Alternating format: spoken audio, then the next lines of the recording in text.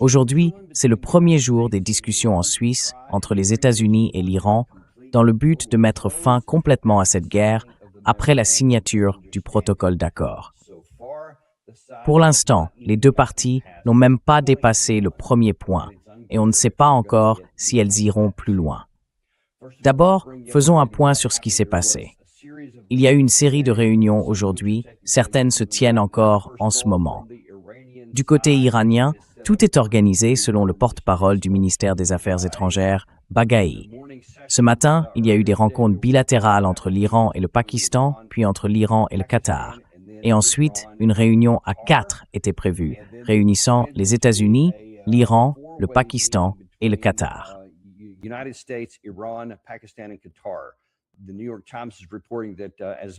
Le New York Times rapporte qu'il y a environ 1 heure, pour une raison qu'on ne connaît pas, la réunion n'était qu'à 3. Le Pakistan n'en faisait pas partie. On ne sait pas pourquoi, et ce n'est pas expliqué. Le plan initial prévoyait une rencontre à 4, mais finalement, il n'était que 3, parce que l'Iran a eu une réunion séparée avec le Pakistan. Le vice-président Vance, qui est aussi sur place, a lui aussi rencontré le premier ministre pakistanais, Sharif. Donc, pour l'instant, d'après les informations qu'on a, on ne comprend pas bien pourquoi la réunion principale s'est tenue à 3. Il faudra qu'on découvre ce qui s'est passé. Mais le Pakistan et le Qatar essayent tous les deux de jouer un rôle de médiateur entre les deux camps. Et l'un des points importants que le porte-parole du ministère des Affaires étrangères, Baghai, a souligné, c'est d'abord qu'il a dit « Écoutez, cette réunion ne durera qu'une seule journée ». C'est l'un des premiers éléments qui a vraiment retenu l'attention.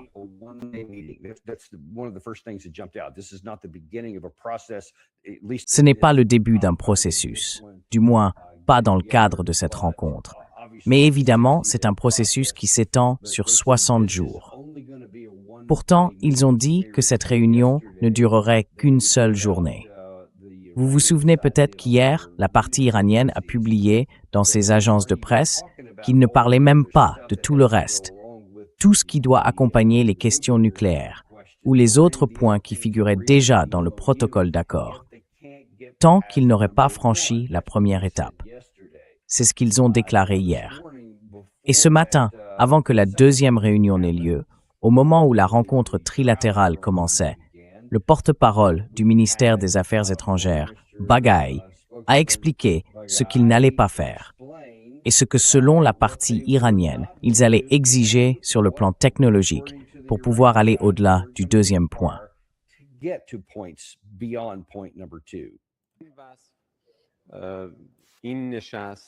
این جلسه متمرکز هست بر پیگیری اجرای توافق. در نظر داشته باشیم که بند 13 یادداشت تفاهم خیلی صراحت داره. به این معنا که شروع مذاکرات برای توافق نهایی مشروط است به اجرای. Nous savons que cette interdiction n'a pas été mise en œuvre. بند یک یادداشت تفاهم که ناظر هست بر توقف جنگ در همه جبهه‌ها از جمله لبنان. خب ما می‌دونیم که این بند اجرا نشده. Les États-Unis ne peuvent pas, ou ne veulent pas, pour une raison ou une autre, que le régime laïque se maintienne au Liban. Ce sera le principal sujet des discussions d'aujourd'hui. ادامه میده در لبنان. این موضوع اصلی بحث در گفتگوهای امروز خواهد بود. Et ensuite, il enchaîne en parlant d'un certain nombre d'autres points qui comptaient pour son camp. Mais c'est ça le fond de l'affaire. Il a mentionné que la clause numéro 13, au paragraphe 13, faisait référence à 5 éléments précis. Alors laissez-moi vous montrer ça aussi, parce qu'il ne faut pas se contenter de croire sur parole. Regardons ce que le texte dit vraiment. Voici le texte complet. Donc, commençons par descendre jusqu'au paragraphe 13. Et effectivement, on peut lire qu'après la signature du CMOU, sous réserve du début de la mise en œuvre des paragraphes 1, 4, 5, 10 et 11 de ce même CMOU, et de la poursuite de ces mesures, la République islamique d'Iran et les États-Unis entameront des négociations pour l'accord final. Donc oui, ça correspond assez bien à ce qu'il a dit. that pretty much lines up with what he said. And when we look up forward, as we've said many times, Et quand on se projette vers l'avenir, comme on l'a déjà dit plusieurs fois ici, le premier point parle bien du Liban. L'accord final confirmera la fin permanente de la guerre sur tous les fronts, y compris au Liban. Et c'est ça, le point essentiel pour l'Iran. Ils disent, si on n'arrive pas à dépasser le point numéro 1, pourquoi parler des autres points? Mais les autres points qu'il a mentionnés sont importants pour l'Iran, spécifiquement pour l'Iran. Le paragraphe numéro 4 concerne la levée du blocus par les États-Unis. Le paragraphe numéro 5, c'est la levée du blocus par la partie iranienne. Et le paragraphe 10, lui, prévoit que les États-Unis renoncent à leurs sanctions sur l'énergie, qu'ils accordent des dérogations pour l'exportation du pétrole brut iranien, des produits pétroliers et d'autres services associés. Voilà, c'est l'un des autres points en jeu.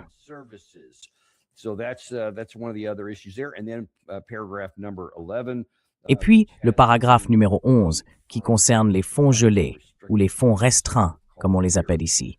Ce sont vraiment ces points-là qui comptent pour l'Iran. Et bien sûr, les États-Unis, eux, tiennent surtout à ce que le détroit d'Ormuz reste ouvert. Et ce matin, à la fois Marine Traffic et HFE Research rapportaient que, depuis que les gardiens de la Révolution ont annoncé hier la fermeture du détroit, malgré les affirmations du commandement central américain selon lesquelles il resterait ouvert, des sources indépendantes indiquent que non, il n'y a pas eu grand-chose. Il y a eu un peu de trafic, mais très peu. Et ironie du sort, HFI Research, qui n'est certainement pas un média iranien, affirme que, jusqu'à présent, seuls les navires à destination des ports iraniens ont pu traverser la zone. Mais même là, c'est au compte-gouttes, pas beaucoup plus que ça.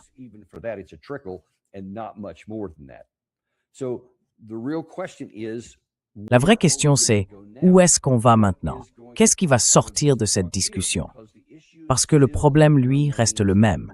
Le Liban et Israël continuent de se battre. Alors, d'après les informations qu'on a au moment où on parle, en milieu de journée, dimanche, dans la région, il n'y a pas eu de nouveaux affrontements. Mais bien sûr, il y en a eu hier. Des gens ont été tués des deux côtés. J'ai vu un rapport qui disait qu'il y aurait peut-être eu un échange de tirs de chars, apparemment assez limité, quelque part dans le sud du Liban. Mais dans l'ensemble, au moins pour cette journée-là, il n'y a rien eu de nouveau. L'absence de tirs, c'est une bonne chose, mais ça ne veut pas dire grand-chose non plus. La vraie question, c'est de savoir s'il va y avoir un accord pour mettre fin au combat.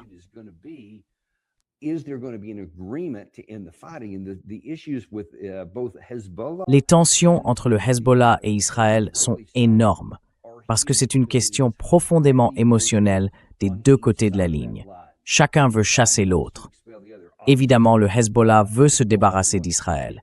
Ils veulent les voir complètement expulsés du pays et mettre fin à la guerre, purement et simplement. C'est ce qu'ils disent, c'est ce qu'ils exigent. Et naturellement, du côté israélien, la réponse est non. Ils considèrent cela comme une menace pour leur frontière nord. Selon eux, c'est toujours le Hezbollah qui a été l'initiateur. Et bien sûr, ils voient le Hezbollah comme un simple relais de Téhéran. Pour eux, c'est la même chose, une seule et même menace. Alors ils disent, eh bien, on va s'en assurer, concrètement.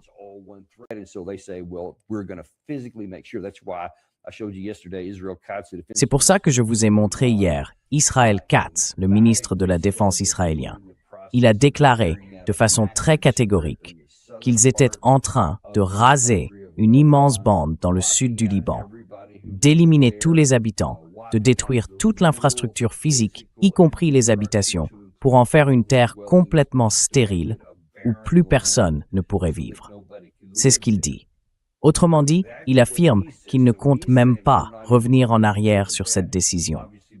Évidemment, Benjamin Netanyahou n'a rien dit sur un éventuel retrait ou sur la fin de la guerre. En réalité, la seule chose qu'il répète, c'est qu'ils vont continuer à garantir la sécurité du nord d'Israël et que cela implique de rester sur le terrain.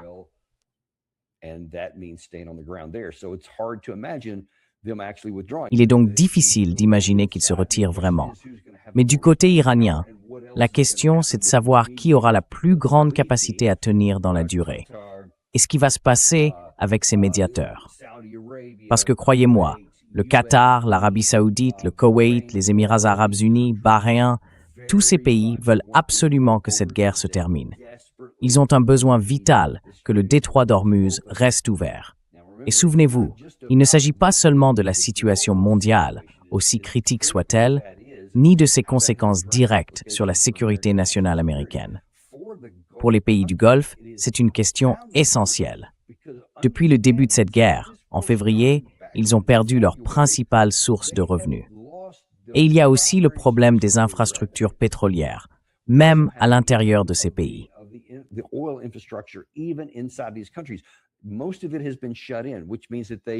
La plupart des sites ont été fermés, ce qui veut dire qu'une fois leur capacité de stockage pleine, parce qu'il n'y avait plus de trafic de pétroliers pour évacuer le brut, ils ont dû arrêter la production. Ils ont dû cesser de pomper le pétrole du sol, donc ils ont tout simplement coupé les pompes. Et comme on l'a souvent dit ici, les experts du secteur pétrolier expliquent que c'est une situation totalement nouvelle. C'est du jamais vu, à une telle échelle et dans autant de pays. D'après ce que je comprends, ça concerne aussi l'Iran, qui a lui aussi dû tout arrêter, c'est-à-dire couper les pompes.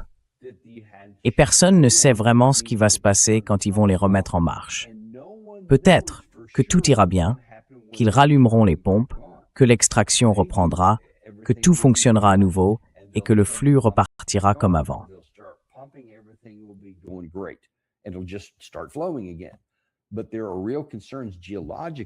Mais il y a de vraies inquiétudes sur le plan géologique à cause de la façon dont les réservoirs se sont formés sous terre. Certains d'entre eux, en raison de la pression qu'ils ont subie, ont un fonctionnement naturel qui empêche normalement l'eau d'y pénétrer. Une fois que le flux est arrêté, on craint que l'eau ne s'infiltre à nouveau, et ça pourrait poser beaucoup de problèmes, à la fois pour les pompes et pour le mélange entre le pétrole et l'eau. Il faut ensuite les séparer, et ça peut entraîner toute une série d'autres opérations. Et on ne sait même pas si le flux pourra être rétabli.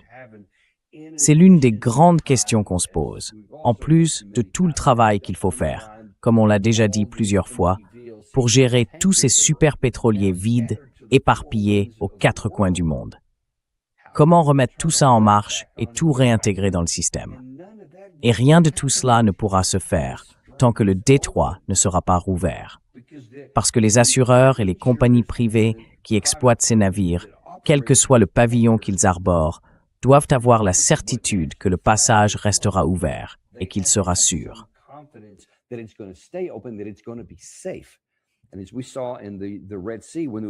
Et comme on l'a vu en mer Rouge, quand il y a eu beaucoup de problèmes avec les Houthis, je pense qu'en remontant même jusqu'à 2024, il a fallu plusieurs mois avant que les assureurs et les entreprises civiles qui géraient tout ça se sentent assez en confiance pour recommencer à faire passer des produits par là. Et même à ce moment-là, les primes d'assurance étaient plus élevées. Pour l'instant, on n'en est même pas encore là. Et je pense que, si on regarde bien, on a deux confirmations indépendantes qui montrent qu'il n'y a pratiquement eu aucun trafic entrant au cours des dernières 24 heures. Donc on n'a même pas encore commencé ce processus. C'est pour ça, à mon avis, que le Qatar et le Pakistan veulent vraiment en finir. Le Pakistan pour des raisons différentes. Mais tout le monde essaie d'en finir. Et le problème, c'est qu'on n'y est pas encore.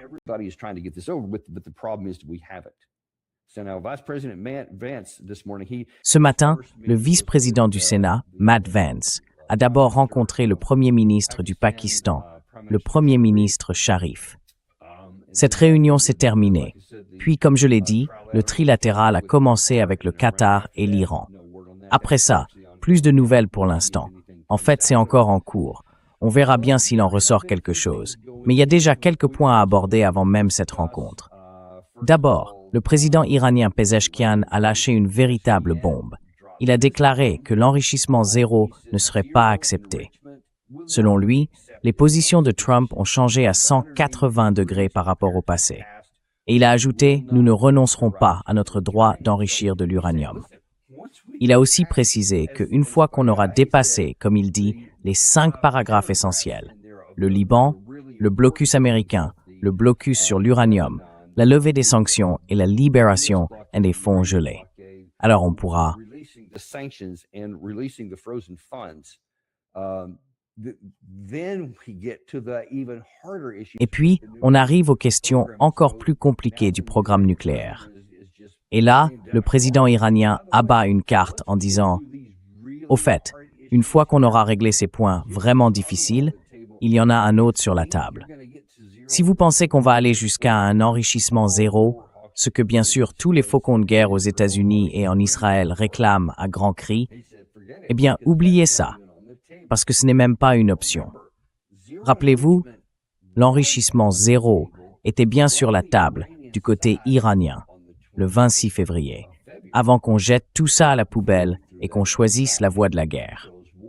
Et c'est sans doute en pensant à ça qu'il a dit que ses positions avaient changé à 180 degrés par rapport au passé, et qu'ils ne renonceraient pas à leur droit d'enrichir de l'uranium.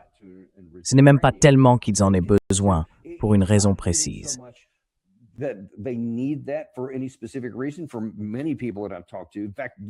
Pour beaucoup de personnes à qui j'ai parlé, en fait, littéralement toutes celles que j'ai rencontrées, qu'elles soient iraniennes ou qu'elles comprennent la position iranienne, et d'après ce qu'elles ont dit, même publiquement, sans qu'il soit nécessaire d'interpréter, elles considèrent que c'est une question de droit national et de souveraineté nationale.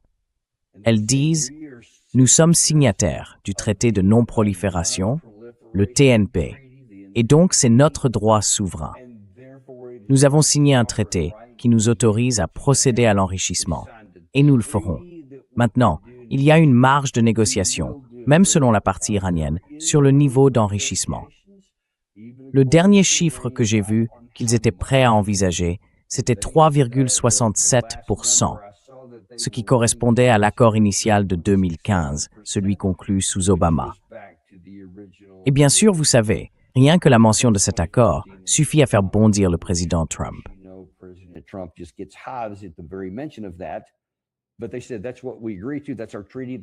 Mais ils ont dit, c'est ce qu'on a convenu.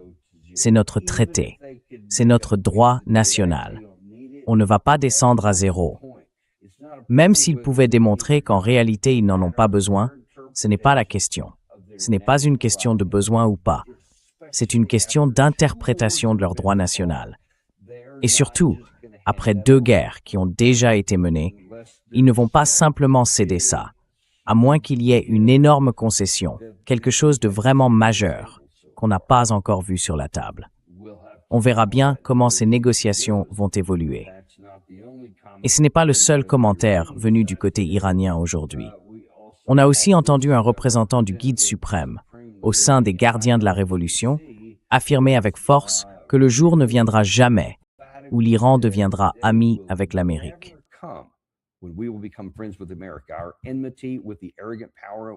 Notre inimitié avec la puissance arrogante ne prendra jamais fin. Nous ne négocions pas pour nous réconcilier, mais pour obtenir nos droits comme en temps de guerre. Et ce principe ne doit jamais être affaibli. Il ne faut jamais faire confiance à l'ennemi. Leurs engagements ne durent pas. Maintenant, selon moi, ce message ne s'adresse pas vraiment aux États-Unis, ni au Qatar, ni au Pakistan, pas même à Israël. Ce sont surtout des cibles secondaires. Je pense que ce message vise avant tout leurs équipes de négociation, ainsi que Raisi, Arakchi et Ghalibaf. C'est une façon de leur dire « Écoutez », parce qu'il y a eu beaucoup de controverses, y compris au niveau du Guide suprême lui-même.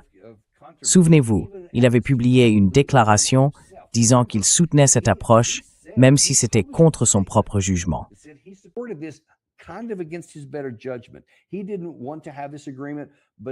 Il ne voulait pas de cet accord, mais il a fini par donner son autorisation pour qu'ils aillent de l'avant. Et je pense que cette déclaration dit en gros, regardez, ce qui vient d'être dit sur l'enrichissement zéro, sur l'obligation de respecter ces 5 paragraphes, tout ça est essentiel. Ça veut dire la libération des fonds gelés, la levée des sanctions, la fin du blocus et l'enrichissement zéro.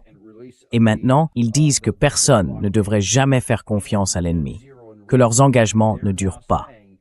Évidemment, il fait référence au retrait unilatéral de 2018 de l'accord sur le nucléaire iranien, décidé par le président Trump à l'époque. En clair, Ils disent « ne faites confiance à personne ».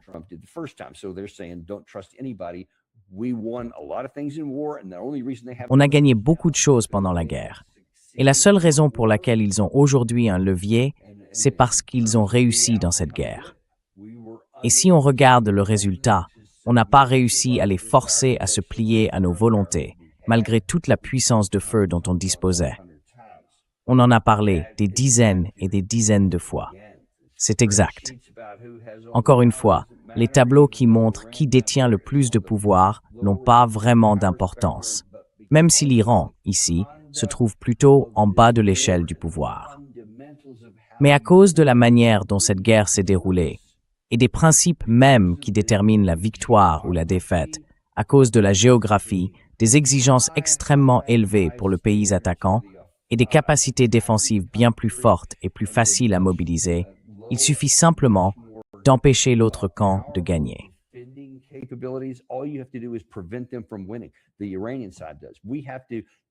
Le camp iranien, oui, on doit surmonter toutes leurs montagnes, toutes leurs installations souterraines, leurs drones, leurs missiles, les forces des gardiens de la Révolution, tout ça.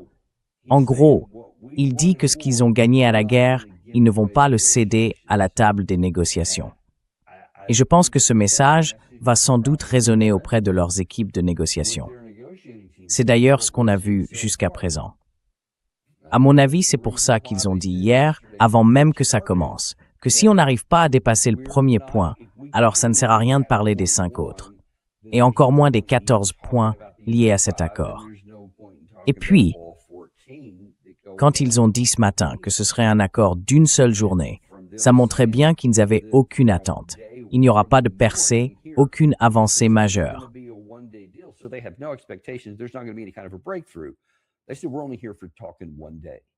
Ils ont dit, on est là juste pour parler une journée. Et nous y voilà. Alors maintenant, la question c'est, quelle est la suite? Au moment où on enregistre cette vidéo, il n'y a toujours pas eu de nouvelles attaques entre le Hezbollah et le camp israélien. Mais combien de temps ça va durer? Parce que la même hostilité que vous avez vue chez le représentant des gardiens de la révolution iranienne, on la retrouve avec la même intensité du côté israélien envers le Hezbollah et du côté du Hezbollah envers Israël. Alors, comment faire avec toutes ces émotions puissantes, cette haine entre plusieurs camps, pour en arriver à une véritable fin? Ne perdez pas ça de vue. Peu importe ce qu'a dit le commandement central, les vérifications indépendantes montrent qu'il n'y a pratiquement aucun trafic qui passe. Et les rares convois qui circulent encore viennent du côté iranien.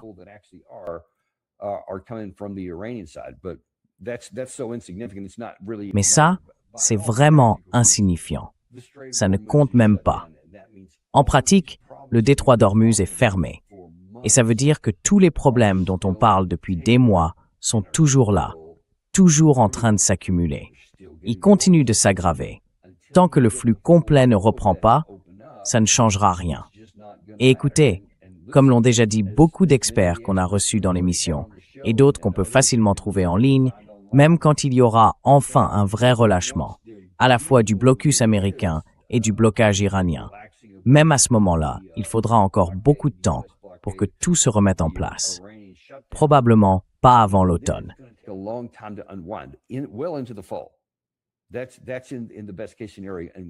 Ça, c'est dans le meilleur des cas. Et on n'en est pas encore là. Chaque jour de retard aggrave la situation. Vous l'avez vu, il y a beaucoup de tensions, même entre les États-Unis et Israël sur ce sujet. Il y a eu beaucoup d'allers-retours.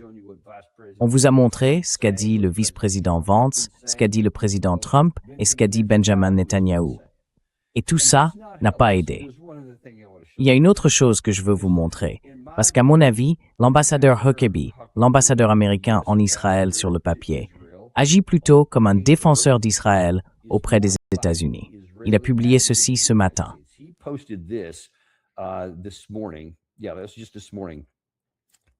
Oui, c'était juste ce matin. Les États-Unis considèrent le Hezbollah comme une organisation terroriste. C'est un cancer malin, responsable de la mort de centaines d'Américains. C'est un ennemi commun du Liban et d'Israël.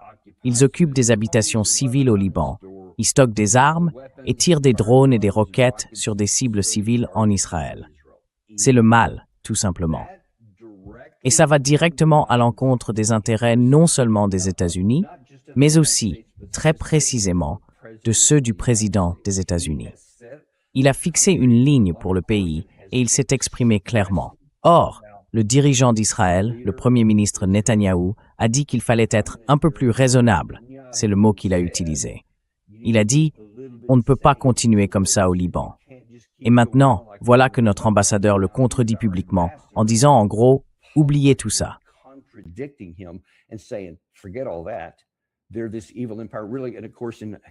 C'est vraiment un empire du mal, oui. Et bien sûr, lui ne parle que de ce qu'a fait le Hezbollah, sans jamais dire un mot sur ce qui a provoqué ces attaques, ni sur les raisons pour lesquelles elles ont eu lieu. Parce que c'est vrai, ils ont fait beaucoup de ces choses-là. Et c'est vrai aussi qu'ils occupent des maisons et d'autres positions, mais dans une logique défensive. Ils n'expliquent jamais pourquoi ils se défendent, ni contre qui ils se défendent. Alors, quand il dit ça, il se met en contradiction directe avec la politique des États-Unis. Et pour cette raison, il devrait être renvoyé dès aujourd'hui. Il ne devrait même pas pouvoir se présenter au travail lundi matin parce qu'il sape ce que le président Trump essaye de faire. Et ça nous empêche directement d'avancer vers la fin de la guerre. L'ambassadeur américain est peut-être l'un des plus importants, mais en ce moment, il est un obstacle à nos efforts pour mettre un terme à tout ça.